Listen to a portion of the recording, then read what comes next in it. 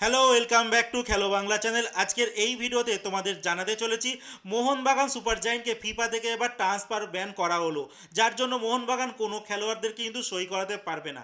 বিস্তারিত জানাবো আজকের এই ভিডিওতে। তাছাড়া নোয়া সাদাওকে পর্তুগিজের ক্লাব থেকে অফার করা হলো, সেই খবরও জানাবো বিস্তারিতভাবে। আর ভারতীয় ফুটবলে ফেডারেশন কাপ কিন্তু আবারও ফিরতে চলেছে, সমস্ত খবর বিস্তারিতভাবে জানাবো। তার আগে প্রতিদিনের মতো বলবো, খেলার আপডেট খবর পাওয়ার জন্য আমাদের চ্যানেলটিকে সাবস্ক্রাইব করতে একদম ভুলো না। তো চলো শুরু করা যাক আজকের প্রথম খবর।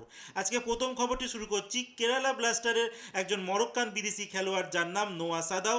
আর এই খেলোয়াড়টিকে নেবার জন্য কিছুদিন আগে অবধিও কলকাতার দল ইস্টবেঙ্গল তারা প্রবল হয়ে চাইছিল, এখনও অবধি চাইছে। বাট এই খেলোয়াড়টিকে যে কোনো দল যদি নিতে চায় তাদেরকে ট্রান্সফার ফি দিতে হবে কেরালা ব্লাস্টার এফসিকে, কারণ কেরালার সঙ্গে কিন্তু এখনও 1 বছরের চুক্তি রয়েছে এই নোয়া সাদাওয়ে। আর এখন যা খবর বেরিয়ে আসছে, ভারতবর্ষের পাশের একটি দেশ বাংলাদেশ, সেখানকারই একটি ক্লাব বসুন্ধরা কিংস, সেই ক্লাবের তরফ থেকে কিন্তু এই নোয়া সাদাওকে নেওয়ার জন্য ইন্টারেস্টেড দেখিয়েছে, তার কাছে অফার পাঠানো হয়েছে। বাট যা খবর পাওয়া যাচ্ছে, নোয়া কিন্তু রিজেক্ট করেছে। তার বাংলাদেশে যাওয়ার চান্স একদমই নেই, কারণ ভারতীয় ফুটবলে যে খেলোয়াড় যেমনভাবে মাইনে পায়, মানে স্যালারি ভালো পায়, আর যেমনভাবে খেলে চলেছে, তারা ভারত থেকে বাংলাদেশের চান্সটা খুবই কম। কারণ ভারতীয় ফুটবল মানে স্ট্যান্ডার্ড থেকে কিন্তু বাংলাদেশের ফুটবল মানে স্ট্যান্ডার্ড অনেকটাই কম। যাই হোক, এর পরের যে খবরটি বলবো মোহনবাগান সুপার জায়েন্টকে নিয়ে। মোহনবাগান সুপার জায়েন্টকে এই মুহূর্তে বড় খবর, তাদের কি ফিফা তরফ থেকে কিন্তু ট্রান্সফার ব্যান লাগানো হয়েছে, যার জন্য মোহনবাগান এই মুহূর্তে আগামী 1 মাস কোনো খেলোয়াড়কে কিন্তু তারা সই করাতে পারবে না। যা খবর পাওয়া যাচ্ছে, জেসন কামিংসের তার পুরনো ক্লাব সেন্ট্রাল কোস্ট মেরিনার থেকে যখন তাকে নিয়ে আসা হয়েছিল, তখন কিছু ক্লজ ছিল, আর যার জন্য কিছু কমিউনিকেশনে কিছু প্রবলেম হয়েছে, টেকনিক্যাল প্রবলেমও বলা হচ্ছে, যার জন্য মোহনবাগানকে এই ব্যান খেতে হলো। যা খবর, 2 লক্ষ টাকার মতো পেন্ডিং রয়েছে সেই সংশ্লিষ্ট ক্লাব মানে সেন্ট্রাল কোস্ট মেরিনারকে পাঠানোর জন্য। আর মোহনবাগান দল যারা 70 কোটি টিম বানায়, তো তাদের কাছে 2 লাখ টাকা কিন্তু খুবই কম। সেক্ষেত্রে মোহনবাগান ম্যানেজমেন্ট থেকে যা বলা হচ্ছে, 7 দিনের মধ্যে কিন্তু তারা ম্যাটারটা ক্লোজ করে নেবে।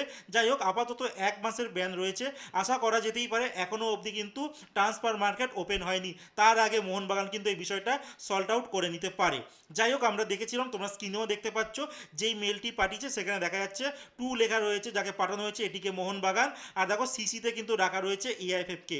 বিস্তারিত তোমরা এটা দেখে নিতে পারো ভিডিওটা পজ করে।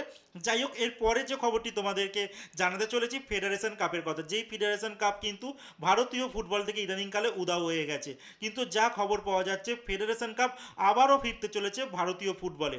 কারণ এই জন্যই আমরা লাস্ট দেখলাম যে সুপার কাপে যেমনভাবে খেলা হয়েছে, মাঠে কোনো দর্শক নেই, কোনো ক্লাবের প্রতি তার ইন্টারেস্টও নেই খেলার জন্য। মোহনবাগান দল তারা রিজার্ভ টিমকে পাঠিয়েছে, এমন অনেক দলই আছে যারা কিন্তু রিজার্ভ দলকে পাঠিয়েছিল এই সুপার কাপে। কিন্তু এই সুপার কাপে যারা চ্যাম্পিয়ন হবে তাদের কাছে এএফসি খেলার কিন্তু একটা স্লট ছিল, যার জন্য ফেডারেশন থেকে নতুন একটা নিয়ম আনতে চলেছে যে আগামী বছর মানে নতুন বছর থেকে কিন্তু সুপার কাপটা আগেই হবে, বা সুপার কাপ যদি তারা না করে তাহলে ফেডারেশন কাপটাও আগে শুরু করতে পারে, মানে আগস্ট মাস থেকে শুরু করতে পারে, যেখানে হোম আর অ্যাওয়ে ভিত্তিতে খেলাগুলো হবে।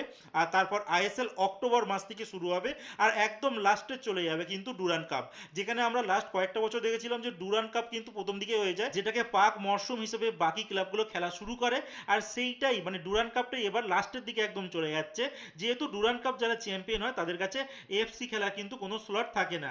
আর এই ফেডারেশন কাপ বা সুপার কাপ যেটাই তোমরা বলো না কেন, এইটা কিন্তু একদম প্রথম দিকে শুরু করার পরিকল্পনা নিচ্ছে ফেডারেশনের তরফ থেকে। দেখা যাক, অনেক কিছুই তো পরিকল্পনা নেয়, বাস্তবে কিন্তু সেটা হওয়া খুব কঠিন হয়ে দাঁড়ায় ভারতীয় ফুটবলে। যাই হোক, অনেকেই আন্দাজ করছে সুপার কাপের নাম বদলে এবার হয়তো ফেডারেশন কাপ দিয়ে সেটাকেই আবার চালু করার দিকে এগোচ্ছে এআইএফএফ। তো আজকের মতো খেলার খবর এতটুকুই।